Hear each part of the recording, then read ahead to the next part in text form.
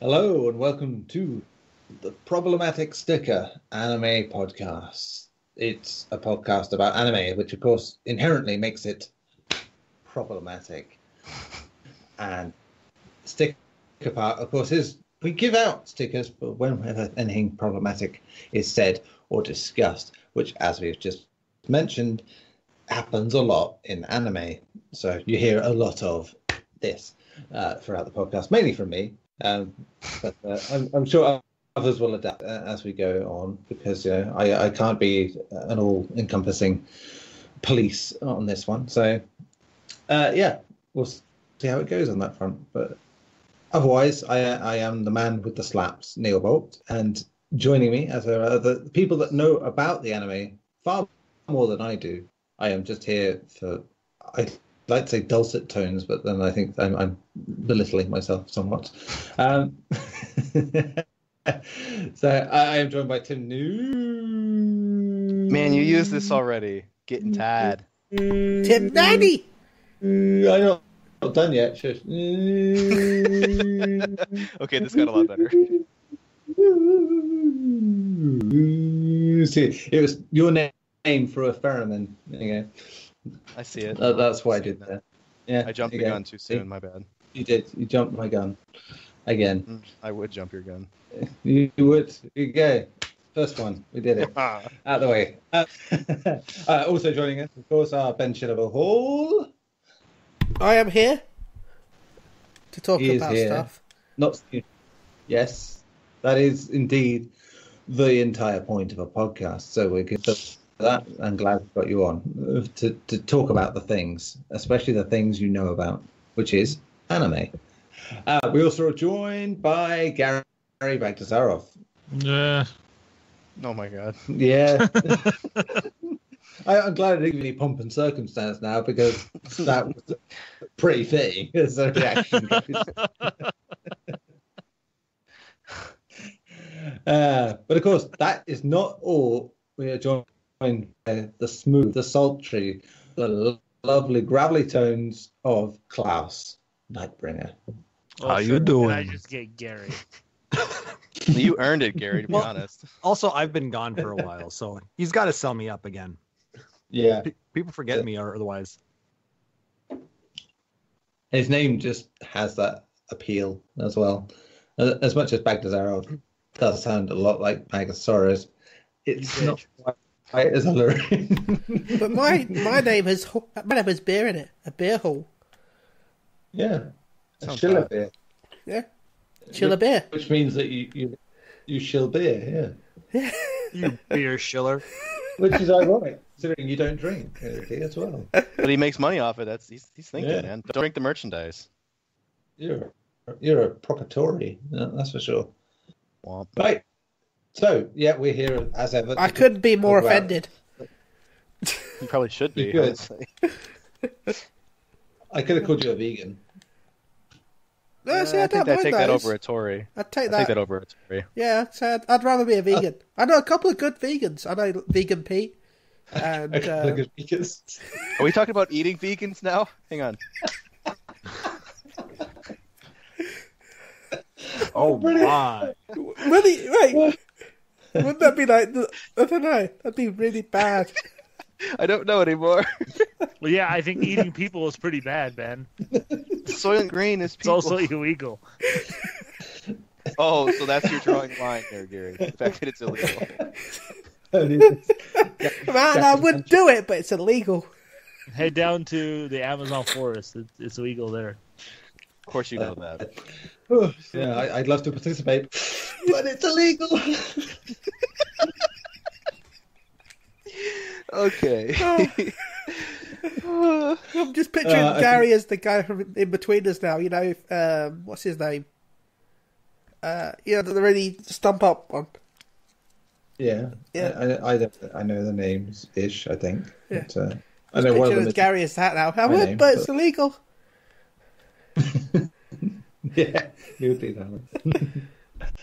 So yeah, we'll talk about obviously My Hero Academia, which, despite a week's break because we've been off for 2 weeks, came back for this week. So we have something to talk about on that front this time. So it was obviously a tactical plan, not because a whole bunch of people couldn't do the podcast on Sunday. Nothing to do with that at all.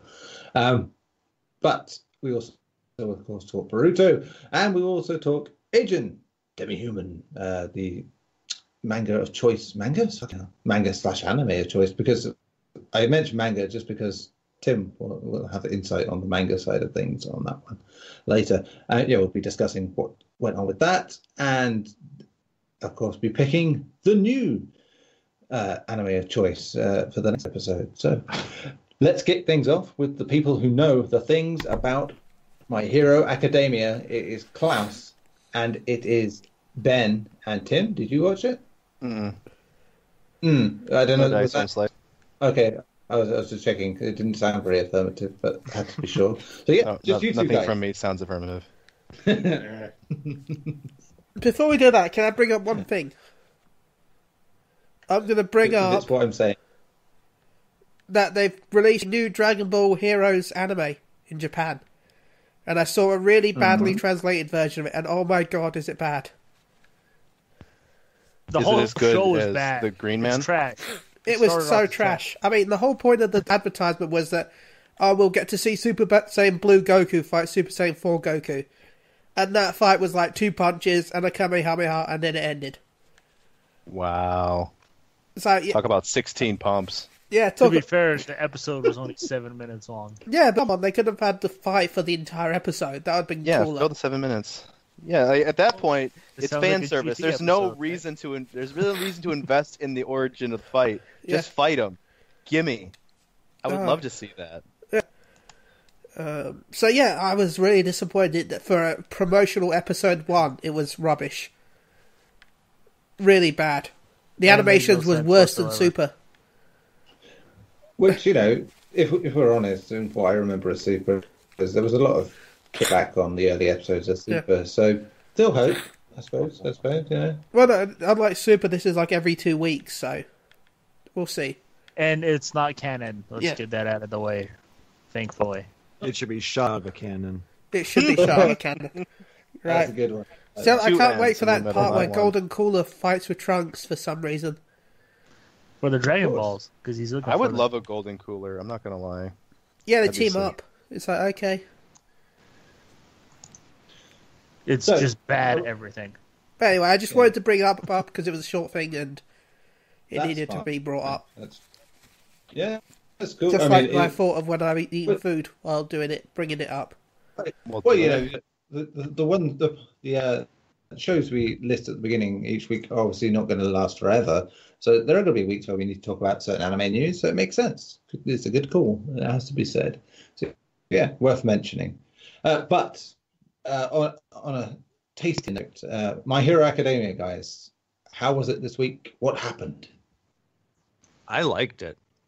I thought it was a good episode. Basically, they started off, they recapped showing All Might basically begging Midoriya's mom to let him stay at the dorms with the rest of the class. She initially didn't want him to do it because she was scared that he was going to get hurt, bad things were going to happen.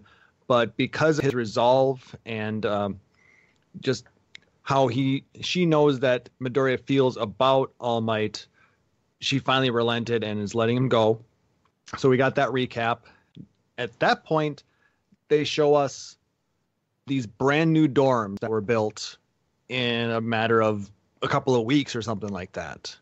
And they're actually really nice looking dorms. They've got one set of dorms for each of the hero classes. So they're going to be separated by the boys on one wing and the girls on another. And then they got all these common rooms and they're really cool looking. What do you think of them, Ben? I thought they were pretty cool. No, I did like the pervy guys. I can't remember. I can never remember his name. Grape Juice.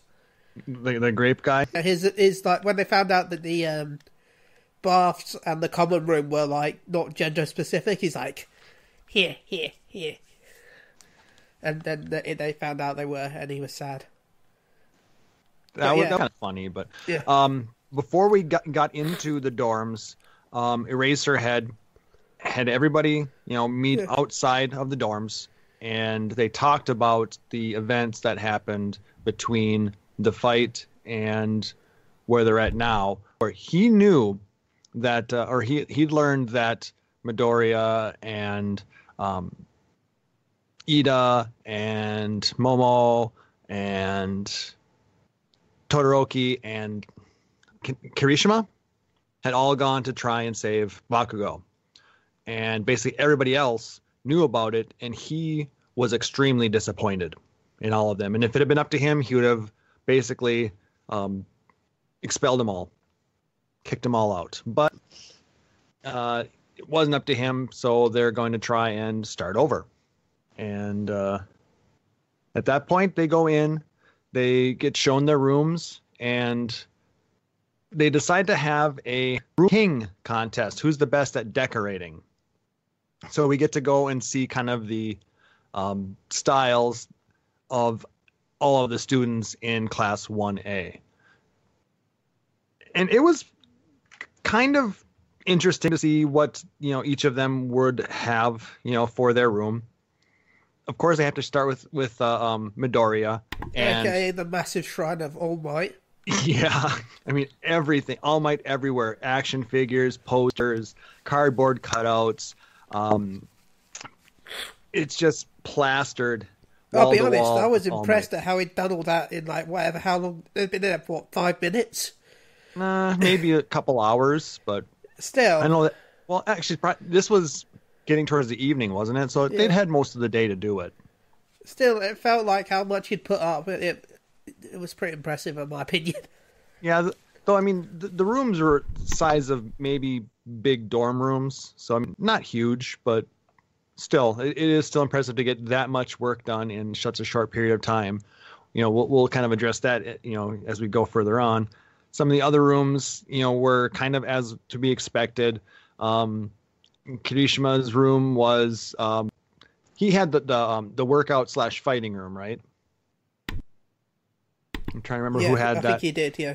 And he's like, you guys won't understand this. And it was like, yeah. It was a manly room, and the girls were getting it. All the girls don't, except for the one who does karate. Yeah. She's like, oh my god, this is great. Oh yeah, because she did her internship with them. With that pro hero, so she understood what was going on there. Yeah. Now it makes sense. Yeah. Wow. We get to see some of the other rooms. None of the other ones were all that memorable, except for Todoroki's, because basically he had remodeled his room in the span of an afternoon to look very Japanese, and it was impressive. What about the creepy goth one though? What's his name? The bird. Oh god, that was hilarious. They tried to push him out of the way. He wouldn't move. They kept trying to push him out of the way. He wouldn't move, and finally they got him over. And yes, it was very dark. It was very broody. He's got a sword. Oh my god, a sword! I had this keychain when I was in middle school. And he's like, God damn it, get out of here. And then your favorite guy, the grape guy, he's like, yes, come into my room. Come, you look at to see my etchings? And then you get that whole creep vibe, and like, we're just gonna go over here. See, I must admit, that's one thing that pissed me off in the episode. Not really pissed off. That's a bit too strong, but I'll bring it up a bit later on. But you'll know why. Okay, and then I guess I remember you had the very straight-laced room. He had a wall full of books. Yeah. And all this. It was very... And he had a whole thing full of just glasses, like dozens and dozens of glasses. He's like, because we're going to break our glasses. We train so extreme. To the extreme! He just takes everything way too far, doesn't he? Yeah. And then we get up to... I can't remember his name, but he's the one that has the sugar rush power. Oh yeah. And in his room is it's a normal room, except for they smell something really good in there. And it's like, oh yeah, I forgot.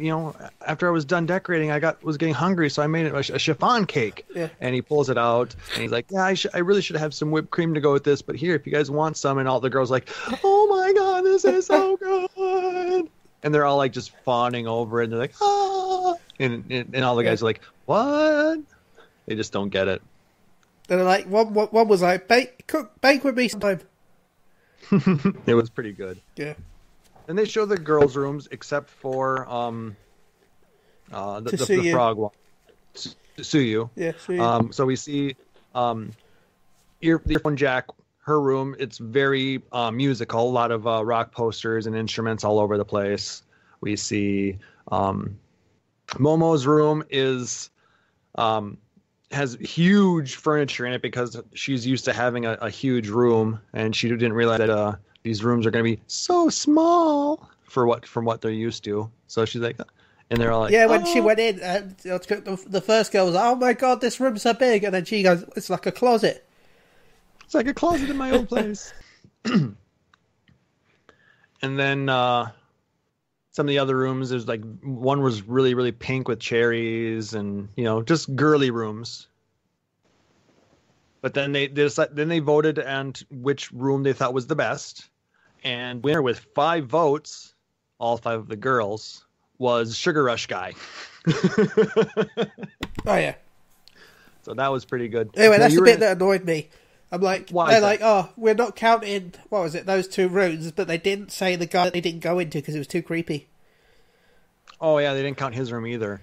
Yeah. But yeah, well, because the other rooms they didn't go into Bakugo's room because he went to bed. Yeah. And they didn't count Suyu's room because she wasn't out there with them either. They didn't say they didn't count his room, so I thought that was unfair. Because, did they go into it when we're not looking? Was it like off screen?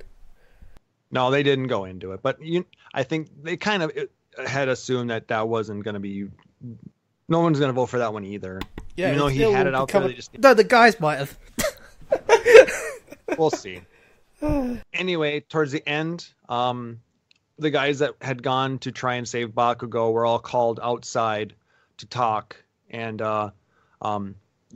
Suyu was out there and wanted to talk with them because she had said some pretty harsh and hurtful words prior to them going to try and save Bakugo when they were all together at the hospital.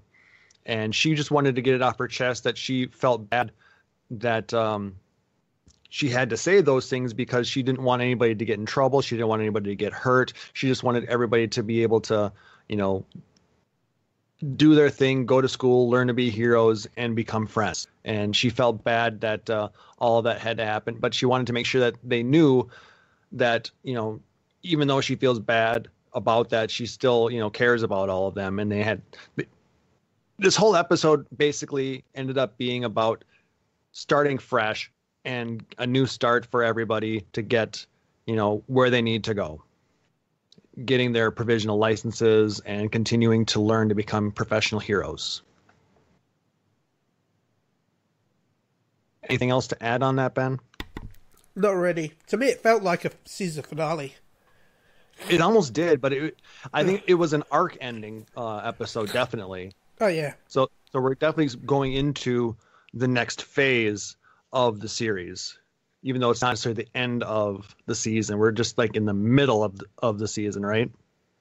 I'm hoping so because I'm really enjoying it. So, yeah. But no, I thought it was a good episode, and like I said, even though I might not have explained it, I still recommend that you go watch it if you haven't because it was good. I really enjoyed it. The 2 episodes, even though we had a break between this last week and the week before, it was a very well done. A couple of episodes that went together very well. And I thought it was a pretty good arc overall. Oh yeah, I agree. It was a good episode. Splendid. So go watch it. Sounds good. Go watch it. So, do we have Boruto talk as well? We do. We do. Well, there you go. Boruto. What is new? What is Hey, Ben, should we talk about Boruto? So basically, we had 2 episodes of Boruto to talk about. We had the end of the Chunin exams. I thought we talked about that because I thought that was what was missing last week. We didn't do one last week. No, but I'm just saying I didn't think there was a Boruto last week, was there? There was. There was? Maybe I'm just getting confused. Welcome to my world. I'm pretty sure there was an episode last week. Because I thought the was. exams was the week before. Well, basically, because what happened is then, what you're thinking was they had the that clan come and basically interrupted at the very end of the episode of the Chunin exam. Yeah, that was it. So basically, we had the fight, and then we had the aftermath. Those are the two episodes that we talked. I think so. Yeah. Okay. You did watch the fight, right? Oh yeah, the fight was really good. Oh my god, it was. I think that this fight scene put the fight scene from the end of the Naruto Chunin exam arc to shame. Oh yeah, I really this was enjoyed it. cooler. Because we had these extremely overpowered enemies, and there was only 3 of them going against some of the strongest shinobi in the 5 lands. Yeah. We had all the Kage, and then we had all of the high-ranking ninja from the Leaf Village, as well as the entourages from the other villages there as well. And watching them fight together was amazing. Of course, all I know is I was pissed the episode again just because Mitsuki was like, "Okay, I can finally show off my attack. I'll go in Sage mode. I don't mind." And then he loses it anyway again. I'm like, he was gonna use it, and it's taken away. just goddamn use it. I'm sick of getting teased. Did you end that episode with blue balls or something there, Ben? Yeah, I did. I was like, "Go on, Mitsuki, do it, There. Mitsuki." I preemptively stickered that one for you, Neil. Show your giant snake, Mitsuki. Oh my! Oh my! But no, I was hoping that they were going to show it too, but I guess I don't know what's going to happen now because okay, we'll talk about what happened to him in a little bit, I suppose, because we don't want to jump too far ahead. But Naruto ended up fighting the main bad guy. Like I said, I cannot remember his name, but the one that absorbs all the jutsu from the Rinnegan in his hand. And then, let's see. It was Gaara and the Mizukage that end up fighting the guy with the hook. That fish hook, as they called it. The one that stole the words are bad here. All of the power from Mitsuki. And also used it on Gaara while he was on the train. Correct. He ended up, I think, what he pulled from Gaara though was some of the remnants of the One Tail. Yeah. Yeah. So did he lose? I guess I don't quite understand. Did he lose all of his connection to? I think he still has some of it, but the Shukaku, or it was Shikaku. Shikaku. Yeah. But so those two are fighting that guy. I believe it is Sasuke who's fighting the guy that had the big guy that makes the chakra weapons. Yeah. I'm trying to remember who's fighting that guy, and then everyone else is trying to just get the rest out of the arena.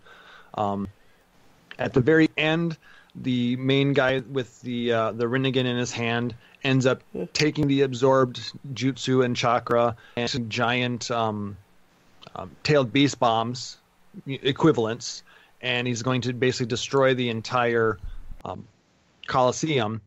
But Naruto goes, full on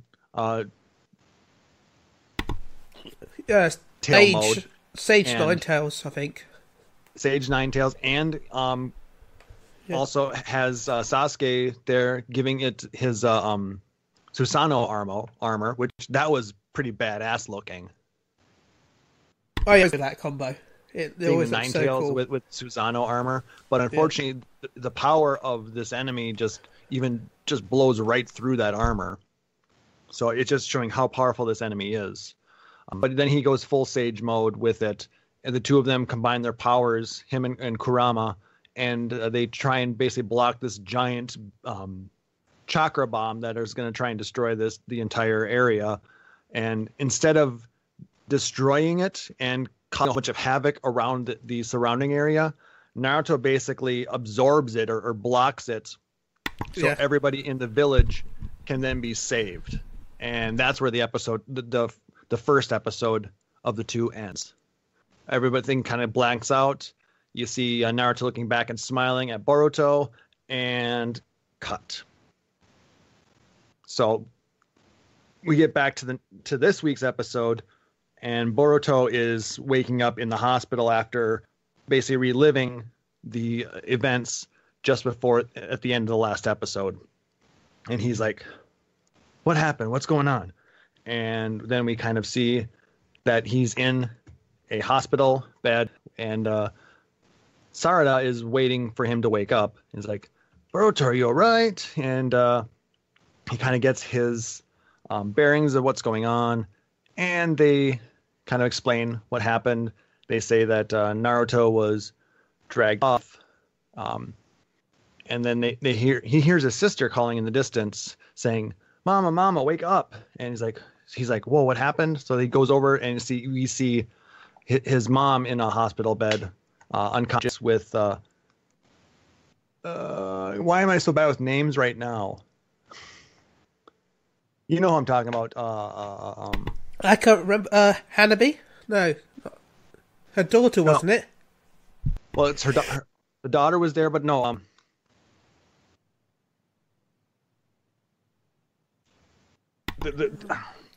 Why am I so bad with sneezing? That's the problem with right now. You're sneezing and you can't think, and I just can't think of names. I can't think of her name. Sarada's mom. Duh, Sakura. Come on. Sakura, thank you. I was blanking so bad on that name, it's just terrible. Sakura was working over Hinata to heal her, because apparently she had tried to stop them from taking Naruto away, because he'd basically been knocked out after blocking and absorbing that giant attack. So Naruto is all, so Naruto's gone. We all thought maybe he was dead or something because of what happened. But Boruto is like, he doesn't know what to do. He's upset because A, his dad's gone. B, he was basically disavowed as a shinobi and caught cheating. And basically his world was just rocked. Everything that he knew has been just totally changed. The town was hacked, everybody's hurt, and he, I'm sure he feels just stupid and feels maybe partially responsible for being an idiot. But so basically he ends up running off because he doesn't know what to do.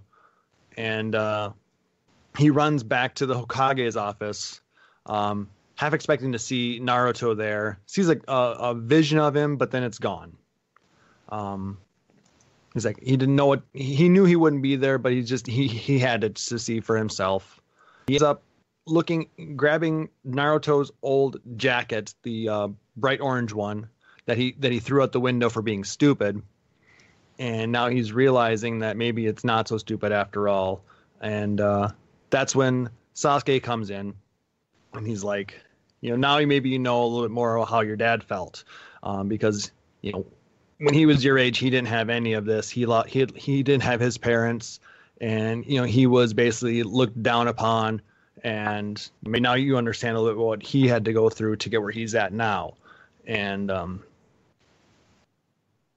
at that point, then they start talking about their plan to try and go save Naruto, and that's when the other four Kage walk in the room. It's like, you're not going to go save Naruto without our help.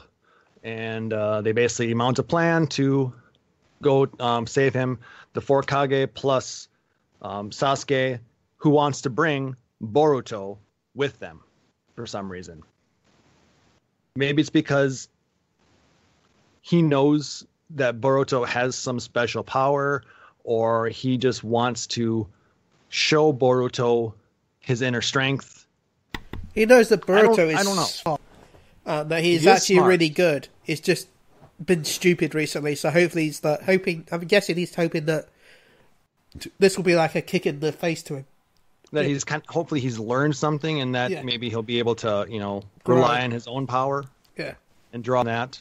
Was he around when Boruto was showing some of those signs of the Byakugan or No, he was that still similar out. power? Okay. Is he aware? Was he made aware of that at all? I don't think so, but Sasuke probably worked it out somehow. But I am wondering if somehow that isn't related to the Yeah. reason behind this. Yeah. I mean, maybe, because Mitsuki, I think, knew about it and maybe Right. had passed that on to Orochimaru, who maybe passed it on to Sasuke. Maybe. Like, so this is all just, Yeah. me thinking about, the reasons that they would want, basically a non shinobi now, technically, to go with them. Sasuke probably sees a lot of young Naruto in him now. So Now, yeah.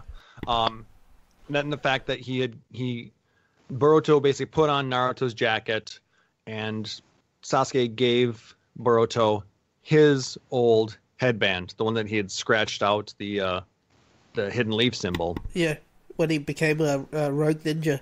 Yep. He had initially thrown that away, but Naruto gave it back to him, saying, "Hang on to this because one day we're gonna fight. We're gonna get that fight in, and we're gonna fight as equals." And Sasuke did hang on to it, kept his promise, but he said, "You know what? I'm gonna give this to you, so you can, make sure to help keep that promise too." And then they went off. Just before they all left, Hinata and Himawari showed up. They were initially, scared that Boruto's gonna be going with them, but when they looked over and they basically saw Boruto standing there with Naruto's coat and that headband on, they saw basically a glimpse of Naruto at that age, and they knew that this had to be done, that he has to go and do this. So he's like, go save your dad. And that's where we end that episode. So That was probably I'm really one of my interested- favorite episodes this season. So there was a lot of things that really struck at your emotions on that one, especially if you're a longtime Naruto watcher.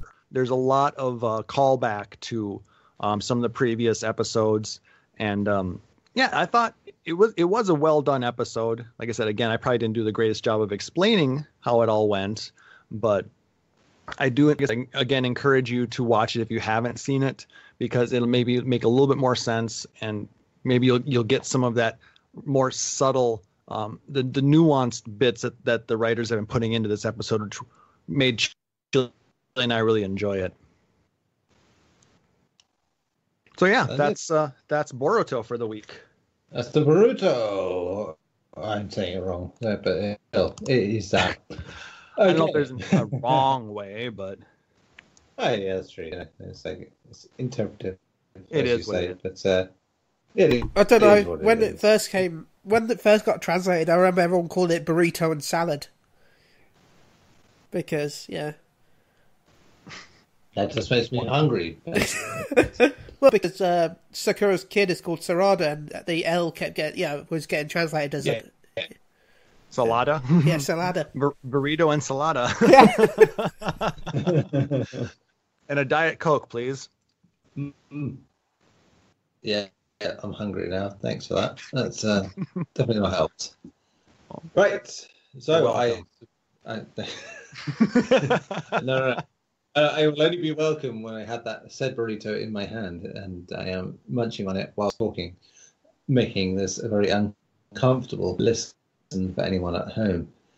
Right, let's move on to our book club, if you will, our anime club choice of the week from 2 weeks ago, which was, of course, Garri's, which was Ajin, if you will, the unsurprisingly an adaptation of a manga. That happens a lot. So a brief summary of what it's about, taken from online and interpreted by my very self. A freak accident reveals to young Kei Nagai that he is more than your average teenager. After being run over by a truck, Kei is brought back to life by a mysterious substance known as invisible black matter. He is now an Ajin, or demi-human, one of the few immortal beings in existence.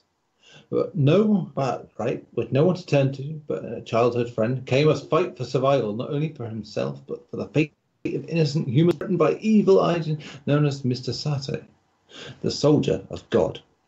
Under constant hunt from the government specialists, bounty hunters, and other Ajin, Kay will discover the depths of his hidden strength and what it truly means to be a human being in the face of a terrifying and unsurmountable odds. Insurmountable, I should say, sorry, odds. So, I don't know how everyone else enjoyed this. Personally speaking, I will kick things off on the negative, I'd imagine, because it bored me. Would be the best way to describe this. It did nothing for me. I think straight from the off, the 3D animation, I'm not a fan of it generally. And if it's there, I want it to be well done. The opening scene of the first episode, it had me hoping for something better in terms of that, because it was really well done. I just wonder if it was just that opening scene. Much like you see in many anime where the budget clearly goes up and down on what you can do where, it's more noticeable, I find, in 3D anime, where you can tell where they've gone for something more visually slick, and where they've just gone, let's do the sort of stuff that you see in a Dire Straits video from 1996 or 1994 even. And yeah, that's where it lost me a few times, and the plot for me was very much okay, I get it. It got more interesting. It was very hard to get into from the start for me, because it took a little too long to sort of get where it wanted to be. Beyond that, I won't say much more yet, because the discussion to have. So, Garri, you suggest this for this. So it'd be good to know your thoughts and feelings on it. Obviously, as you recommended it. Yeah. Well, mine are opposite of yours. I thought Ajin is fantastic, actually.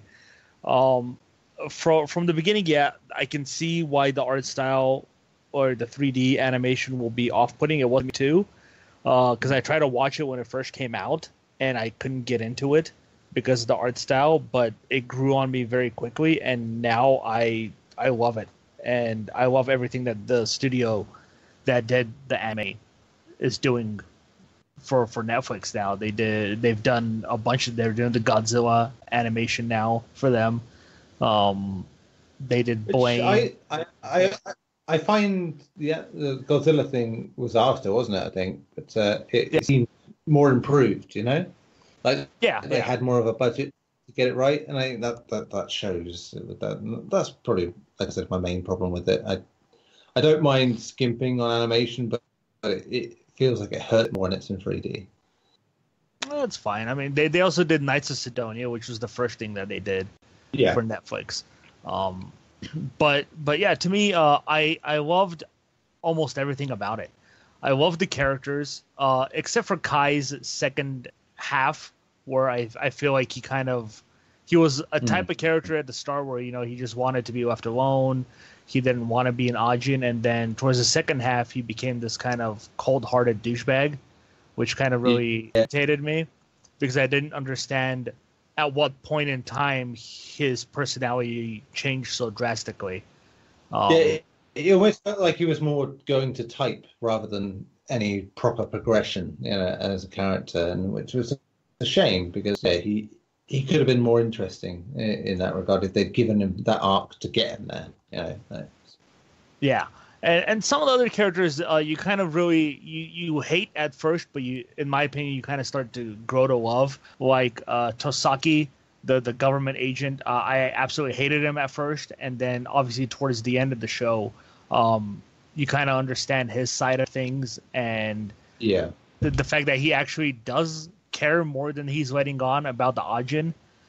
And that's really kind of the bigger picture of the show, is people discover these immortal beings who cannot die, and they're afraid of them because they're now this kind of immortal race that he understands. And much like humanity does, we try to destroy everything we don't understand. And that's kind of what happens here. And that's kind of where Sato, as a character for me, is probably one of the villains I've seen in an anime in a very, very long time. because here's a character who he essentially does everything himself, and that's what I love the most about him. Is he manipulates Kai or Kei Nagai into believing this one glorious thing that he's trying to do, when in reality he has this other thing he's doing that nobody but him knows, and you kind of find out towards the end what exactly Sato's true plan is. And I just love this character because he's always on the front lines. He's always there to do the damage himself. He's not relying too much on everybody else who kind of joins his cause. Well, he kind of he's relying on them to play their parts in his little play, but he's the one who's going to be doing the main work. Yeah, and that's what I loved about him. Like, he even tells them, like, this is what I'm going to do. This is what time I'm going to do it. Try to stop me. And they try to, and he obviously has to rely on, the people with him to help him out. But, he's not like, you look at so many villains where when they show up, like, they have this mysterious power behind them that they never reveal until the last episode of a show. And that's not Sato. He's a badass. He's military trained, and he shows it. Like the scene when he brings the pharmaceutical building, and they come up with this plan to constantly keep killing him before he can revive. So every 3 seconds they have to keep killing him, and the fourth second that they give him to recover, and he's able to pretty much wipe out the entire police by himself, and it was awesome to watch. I like villains like that. It makes sense. It should be like a super intimidating threat like that. And he's a highlight. There's no doubt about that. Yeah, he's absolutely the highlight of that of the entire show, in my opinion. Like, he's the reason I carried on watching. It's like in most cases, if something's boring me, then I'll be like, what, I gave it a shot. I'm not going to carry on. But I carried on watching simply because, as you said, he becomes a more interesting character with time. And it was, though I've seen that sort of character in a few anime, you could say that in any sort of medium, he made the whole show have something to come back to, something that was interesting. And the one thing we haven't touched on yet is the IBMs, or the ghosts. So as an Ajin, some Ajin who exist, they don't know how to conjure these creatures up, but they're essentially these like shadow creatures who are pretty much a shadow of the person that they are. So like they repeat everything that the other person says, or like the human version of it, but they're able to control them. And obviously Sato has died so much, and it's a recurring thing. Like the more you die, the more powerful you become when it comes to controlling your Ajin, or not your Ajin, your ghost. And Sato has died so much, he's able to do a lot of things that some of the other characters can't do. And one of the big things is like they can't really summon them that often, because it drains something from them too much. I don't think they really tell you exactly why they can't constantly keep summoning them. But that's why basically it was due to the matter that it's used to make them. Supposedly it doesn't normally generate fast enough to keep summoning it. No, well, there you go. But K is different. K, his ghost is very unique because it's kind of deformed. It's not fully complete, but he's able to summon it a lot more than what's normally there for any of the other characters. Like that's his big thing, is like he's constantly summoning it, and it also does the complete opposite of what he says. So that was the funniest part of the whole thing, is everybody else does what they say, but he tells it to do something, it does the exact opposite. He's like, screw you, I'm gonna do the other thing. Yeah, so he's kind of like Smash. He's like Bizarro. He's like Superman's Bizarro in a way. But yeah, his is very unique, and that's why everybody really kind of wants to control him in a way. But he goes into hiding, and he's kind of out of the playing field for a lot of the show up until, I believe, the second half of it. But yeah, like the supporting cast I thought was really good. I really like Izumi and her ghost, when you find out that she's an Ajin too, when she kind of gets killed in the hospital bed with Kei's sister, I believe it was, and you find out that she's an Ajin as well, and very brutal, violent show as well, I might add. Yeah, I mean, on that bit, did you not feel it was a bit too signposted? You know, that you kind of expected it just because they set the premise up so much that you didn't really feel the peril of her death. You know, it felt like, yeah, well, she's clearly going to be that. You know, she's coming back. Well, I think the interesting thing about it is we didn't really know too much of the IBMs at the time or the ghosts, so we didn't know that other people besides Ajin can see them. Like, we find out that only other Ajins can see ghosts, and normal people can't unless they want them to see them, unless the Ajins want them to see their ghost. And I think that's kind of where it was kind of a shock. I think it was something to do with if the Ajin has intent to kill, then they can be seen as well.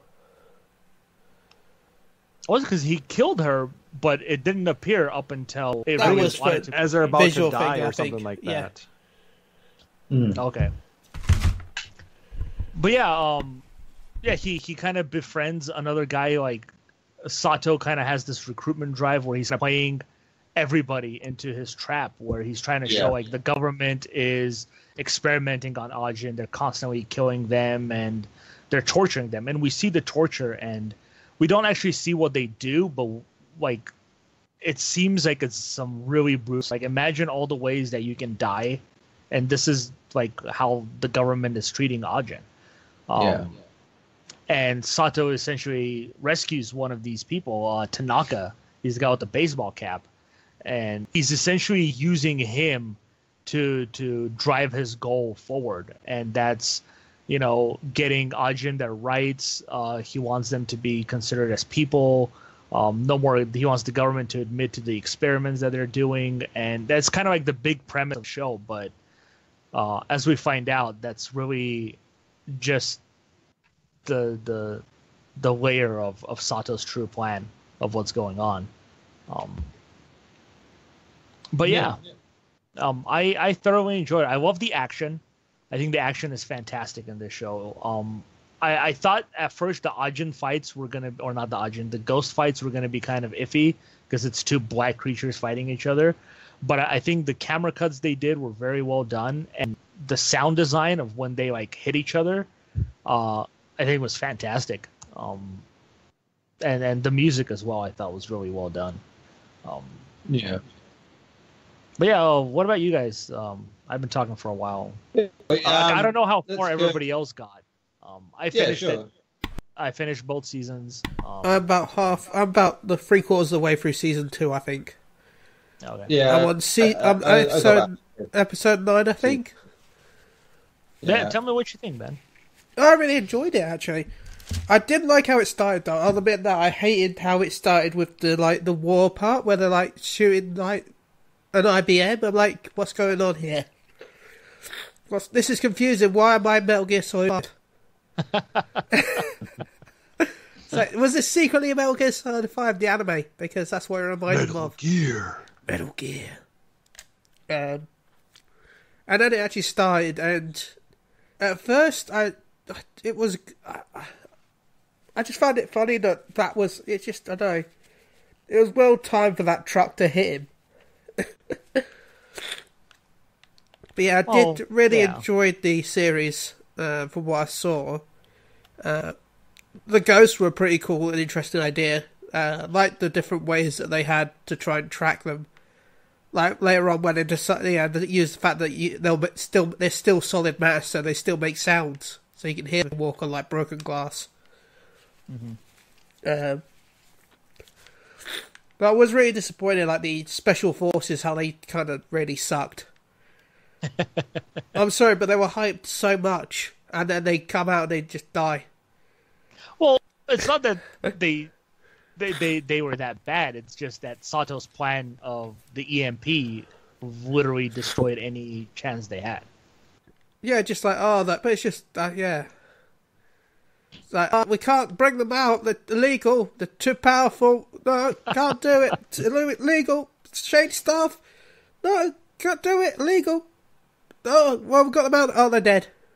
Well, that's the cool thing is that they kind of went into the climate of Japan's military there as well. Is that essentially America controls their military, and if America wants to go in, Japan can't do anything about it, and that's how it is. And they kind of really played into that. Like, yeah, Japan has its own military, but it's mostly not an army. America is the army for Japan. Yeah. But yeah, apart from that, I wasn't a huge fan of the main character later on. For the same reason you said, I just didn't like his change in personality. Yeah, he just became a douchebag for no reason. Went from I like to relax. I want to. Yeah. I want to lay in this field for a bit and chill. He had a sweet spot between the beginning where he's the doe-eyed. I don't know what the fuck's going on, which is just I hate that because you just. It's set up, It's like I know you got to do it, but they dragged it a little too long, and then you get the good bit in the middle, and then then he becomes the cold hard fucker, and it's just like it's almost 3 different characters in the same show at the end of it. I know they got to do it, but it never felt like a proper smooth run between the. There was no proper arc. You could have dragged that out much. Hell, they should have had an arc where he got nicer because he saved that scientist. And then he started to care, maybe. And then after a while, something happens, and he becomes like a bit of bad. Exactly. There could have been more shades of grey to it, and it's annoying that they didn't have it. I wish they'd had a bit more of that. And it would have been completely doable, of what was going on. I'll be honest, the entire series, there was one twist that I was expecting that I don't think's happened or will happen. The one who swallows mints all the time. I got his name. I had his name up earlier, but I've forgotten it again. Yeah, name escapes me. The other one that has the sick girlfriend. Yotosaki? Oh, Tosaki, yeah. I'll be honest, I was expecting this entire time for some reason to him be the one that created the Ajins. I could see why that makes sense, yeah.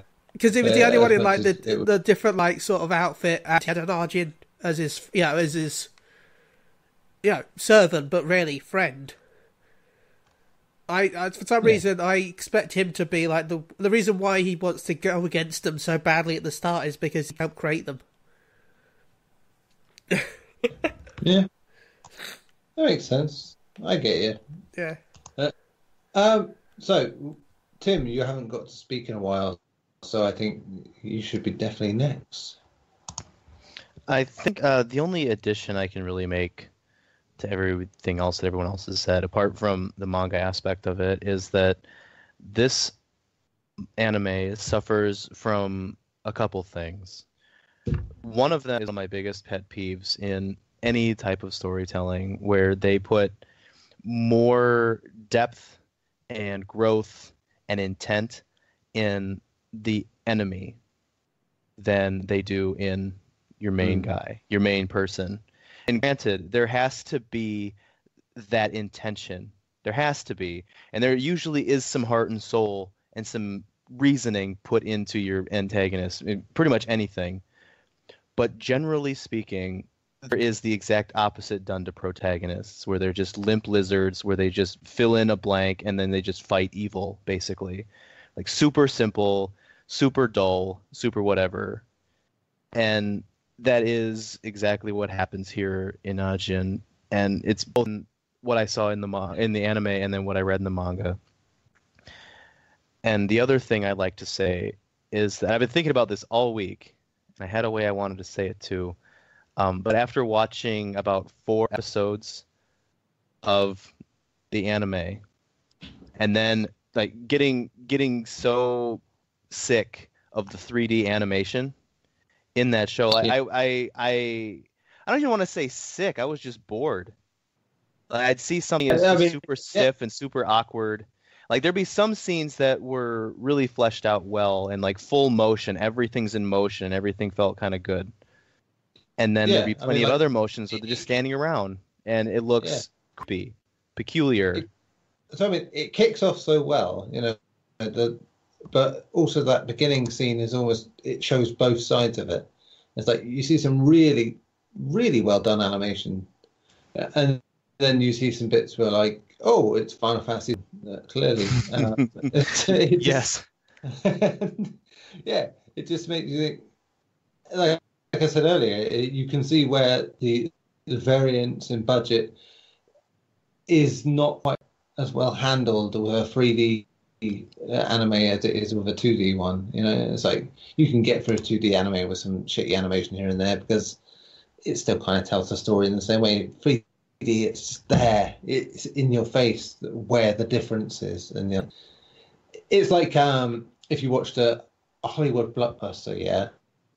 And like the CGI is really good for most of it, and then for 10 minutes in the middle, they get a guy in a rubber suit, you know, and you know the difference right away, and it takes you out of the moment. And where something like this, where you're watching an animation, that really shouldn't be the case, and it's inherently a problem with 3D animation. The late Berserk had that a lot, where you know there was good stuff in that realm, but a lot of it was really poorly done, and really just when you know the source material, as you're saying, what you were saying with the manga, it's not going to help. You know, it really isn't going to make it feel right to you.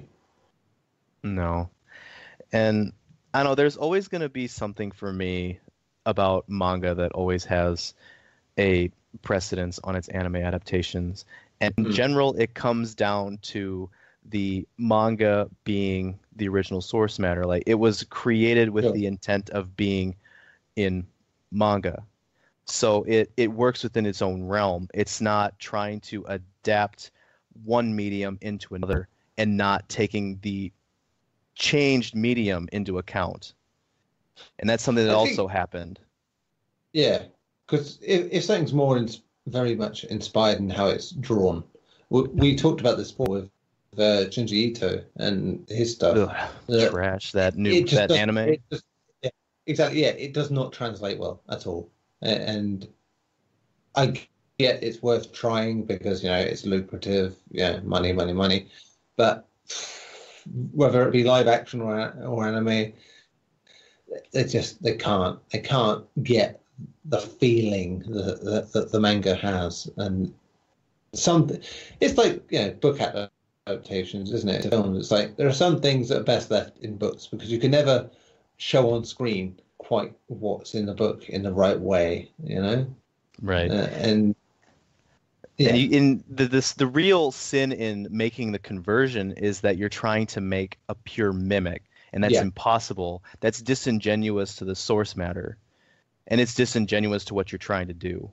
Like I would say a really, and arguments aside, I think a really good adaptation outside of anime is Watchmen. Yeah, I mean, it keeps the medium in check. Like it keeps it in mind the whole time it's doing anything. It also, I mean, apart from plot changes at the end, which are more relevant now than they were when Watchmen was done, they create what the heart and soul of the source matter and put it into what makes moving picture special. Yeah. And that's something that Ajin really doesn't do well. And in fact, there were plenty of points where after going to the manga, I went, this feels less stiff than the anime does. And these are still images. Because it's that level of interpretation, and you don't... it's like the thing that TV and movies don't have that books and even video games that have is that level of interpretation. Because it's more of a stock product. It's there. You're being told what to see, you're being shown what it is. That's it. And you can interpret, story aspects maybe, but visually speaking, there's very little give, in the same way that you might get in a game where you have that interactivity that draws you in, or a book where you have that level of imagination that lets you see it in your own eye. That's where the problem lies. And there are plenty of examples of the transition being made wonderfully. In fact, sure. you could say like Mob Psycho 100 is a stupendous shift.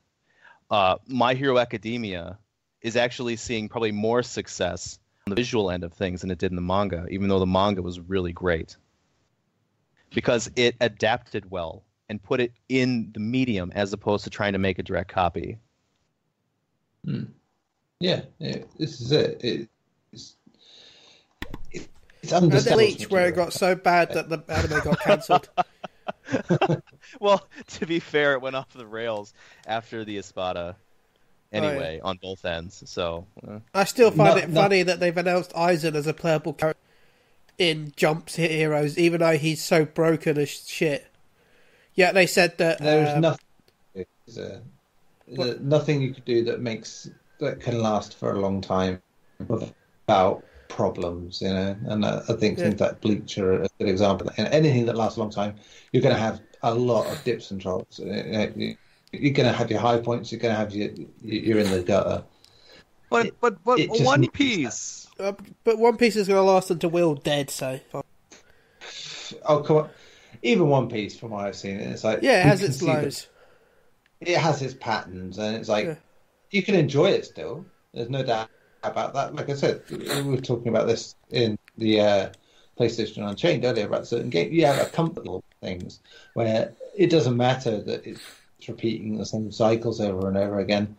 You're happy because you enjoy that cycle and it works. You know, if the cycle doesn't work, the problem with Bleach was that it tried to do the same cycle in the same arc.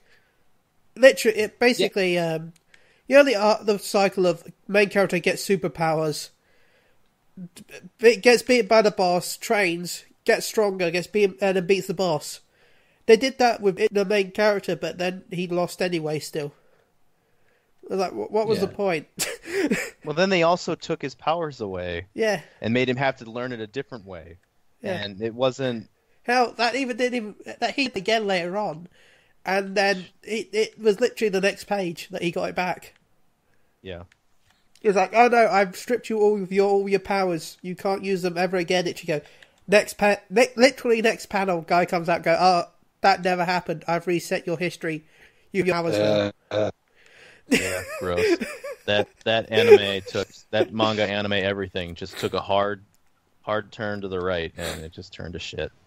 Yeah, it gets to the point where you're like, it's no longer made because they want to tell a story. It's more a case, well, we've got to do something, or people are going to lose interest. So, and we want to keep making money off this. And the only reason why I ever kept watching was because of my favourite character, Aizen. Aizen was the best villain. Hashtag. Yeah. That's right. Everything has a shelf life, and you can go hundreds of episodes if you want, but you better have something that really differentiates your program, or something that's warmly comfortable that can be viewed multiple times and not be, boring, basically. And that's very hard to achieve in any medium, and not just in anime, but in TV in general. It needs to be, you need to throw different things in there despite the familiarity, and it's you can't really very often do that very easily. So who else has not talked? Klaus. Wow. Yes, Klaus. Well, basically, I watched this when it first came out, so it's been a while since I've seen it, so I don't remember a lot of the details behind it. Like I said, I do, but I liked it. But it was one of those series. This is one of the first shows that had this style of animation with it, and it was a little jarring and difficult to get used to. You kind of forgive it as you get into the show, or you kind of, I don't know. I got used to it, I guess, but I do recall enjoying most of the plot. Like I said, it did time to get into the story, but you're right. Sato was an amazing main villain. He was how he did everything, and what his plans were, and how he was actually manipulating all the pieces on the board, so to speak. It was masterful, and I really enjoyed. That's what kept me going as well. enjoying where this whole story was going and figuring out, what his end game was and how were they going to stop him. And it kept me going. I guess there's supposed to be a third season of this coming out soon. I hope so. But I enjoyed it. I was going to go back and watch a few episodes to kind of refresh myself, but it's been a very busy couple of weeks. Unfortunately, I did not get to do that. But like I said, I do recall enjoying it quite a bit. And like I said, unfortunately, that's about all I can add to it right now. Yeah. Well, okay, Klaus, as we're getting to that stage, what would you rate overall, Ajin? If I had to give it a rating at this point, based on what I remember and then hearing what you guys are talking about, jarring my memory, I would probably give this a 7.5 to an 8, right in there. It was, like I said, it was enjoyable. There were aspects of the story that were really intriguing, but there were also pieces that were questionable. But like I said, overall, it kept me going. I binged it in like a week, so it had me going. Yeah. Fair dues. I suppose I give it a 5. The villain kept me interested. Everything else pushed me away, and at least something kept me going. I mean that's all you have to do to get an average rating out of me, is to have a hook of some kind. And yeah, the villain Sato is the hook here, without a shadow of a doubt. Ben, what about you? I want to give it a 9. A 9? Yeah. I really enjoyed the main villain. I wasn't a big fan of the character, but I liked everyone else, so. Yeah, fair enough. Cool. Tim? I'd say 6.5 with the manga being a saving grace. That is. And Garri, of course. 9 for me. 9. So mixed reviews. So if you haven't watched it at home, you see here that it may well be for you, because it's got very different opinions here. So it could be one of those Marmite sort of games. Anime, sorry. I have totally play that game. Yeah. But yes, it could well be the kind of anime that you enjoy if you haven't watched it.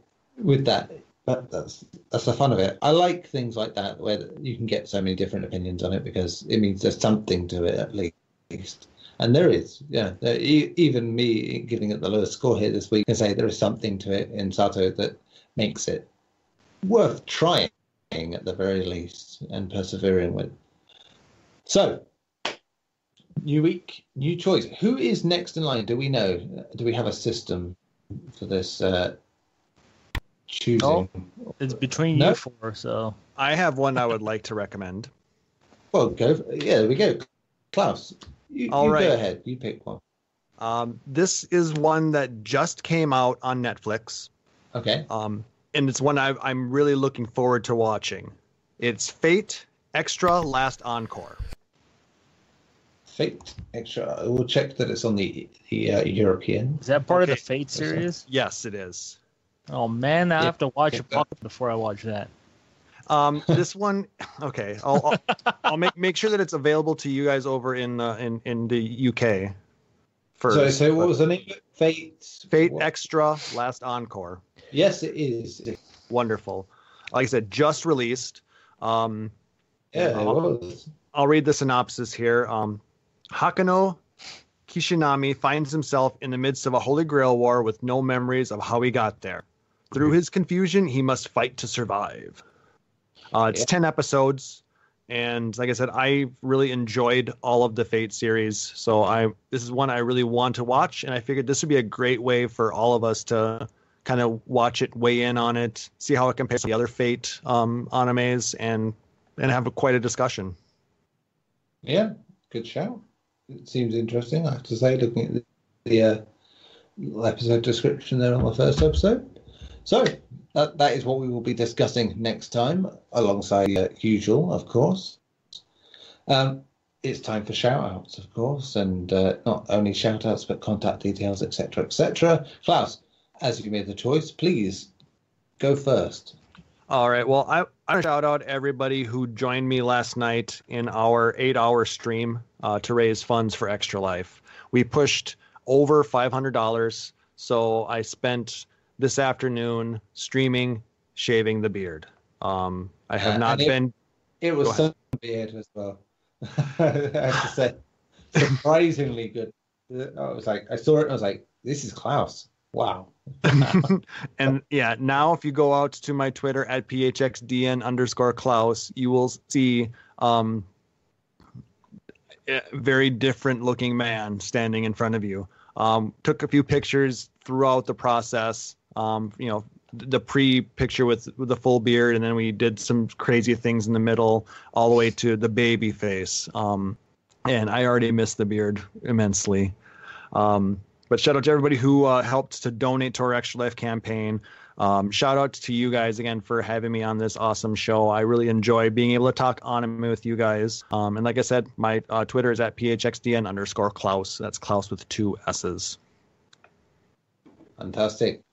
Ben, hit us with some rapid fire shouting. Thanks to Klaus at Phoenix Sound Radio for joining us. Shout out to She Heals I Tank. Go check them out. She Heals I Talk. Shout out to Belcher Radio, twitch.tv/Belcher Radio. Shout out to Gather Together. Shout out to anyone that's listening right now. And a shout out to Alfonso. We miss you. And Chris, I also miss you. He didn't get into some anime style fight again, did he? No, is it a baby shower? Oh. Make sure that baby is clean. That baby must be fucking polished at this point. All I know is I expect like actual babies raining from the sky. The way he would explain it, it probably is happening. Yeah. It's gonna be something epic and amazing. Jeez. Tim, give it to you? Okay. I can be found basically anywhere under the pseudonym Timberelli. Timberelli. Night and day. And the only other place you'd find me anything differently is PSN at Boss Snake. 1 word, 3 S's, no caps. Fantastic. That will now go to Garri. Shout out to you guys, to fans, listeners, to Chris for not being here. Again. Not in that way. Miss you, Chris. Fonzie, hope to hear from you again next week. Yeah. Yeah, good. It's to make sure we send both those people what we're doing this week in terms of anime. Otherwise, their input will be very limited next week. That's for sure. Fantastic. Right, leaves me to say, you can follow the comings and goings of this podcast on Pod Unchained on Twitter, which is, of course, the home of PlayStation Unchained, which is our main podcast, and we do some other shit occasionally, very occasionally at this point. We've abandoned certain of our podcasts because these are our big two. These are our babies. We love the PlayStation Unchained. We love the problematic sticker, which I haven't had to slap a lot today. I'm a bit disappointed that Ajin wasn't really the best for it, I have to say. Blame the fact that 5 seconds I got a sniff or sneeze. Otherwise, I would be doing a lot more. What for? Your general thoughts? Crack cocaine, dude. Move on. Crack cocaine. Okay, there it is. I would find a way to make it problematic. Especially with that cute girl that she that the scientist has. There you go. Thank you. You've upped the counter. But yeah, as recent weeks have gone, this is actually quite a clean week for the problematic sticker. So well done us. Because they didn't hear the pre-show. Yeah, I mean that was enough. That was more than I think the last one we did, and that's saying something. So. Because that was a Chris episode, if I remember. And Chris brings out the best in us. He does, doesn't he? Just he is the for realist, if you will. Okay, so until next week, we discuss the animes. Tatty bye.